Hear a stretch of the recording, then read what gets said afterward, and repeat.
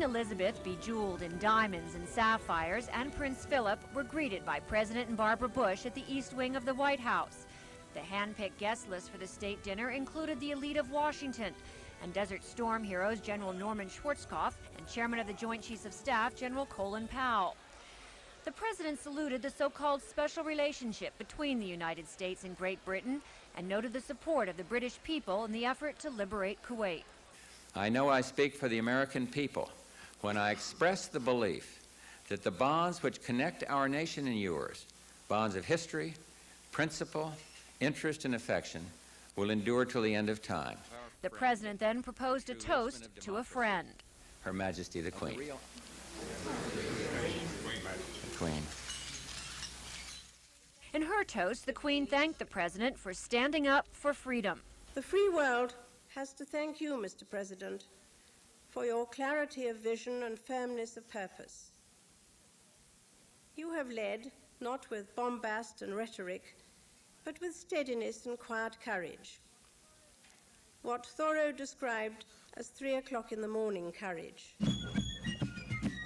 Earlier in the day, the Queen was greeted at the White House with a fife and drum band and a 21-gun salute. Also by a podium that was about a foot too high, leading some irreverent British reporters to refer to her as the talking hat.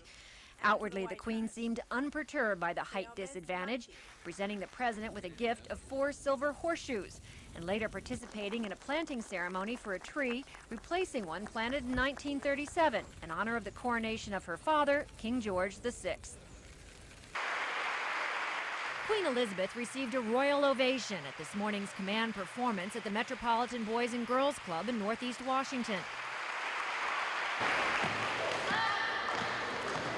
The Queen, accompanied by First Lady Barbara Bush and Mayor Dixon, seemed delighted with the double Dutch demonstration.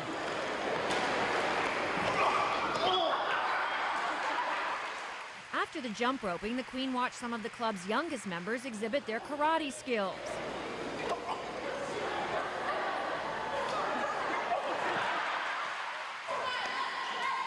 And some of the older basketball players practiced layups and double eights.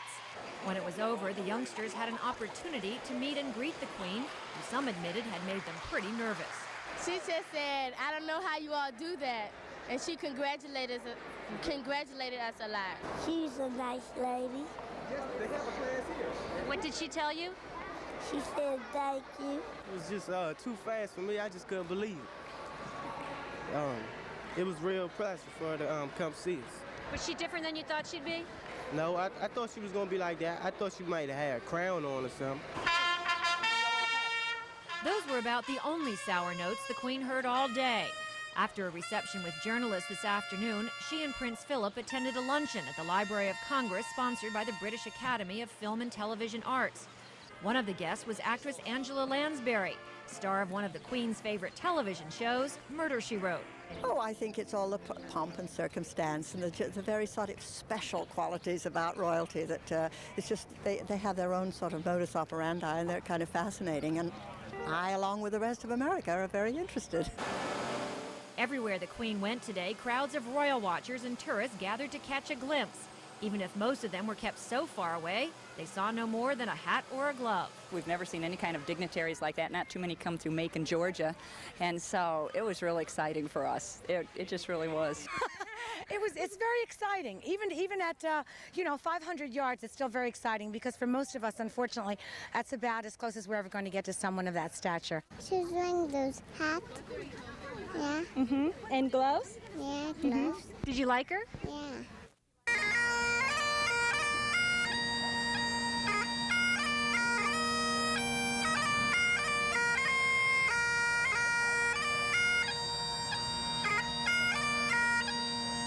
I didn't imagine too much. I wanted to come. My wife was probably knows a little bit more about things like that than I do, but it was nice. It was a lot of people there to see. It was very nice. Her Majesty toured the garden and spoke with most of the guests, and His Royal Highness did the same thing in a different direction. I think everybody enjoyed themselves. She was very gracious, and I must say, she must win all of her endurance contests because she has a lot of stamina, hot and sweaty, and she looked as cool as a cucumber.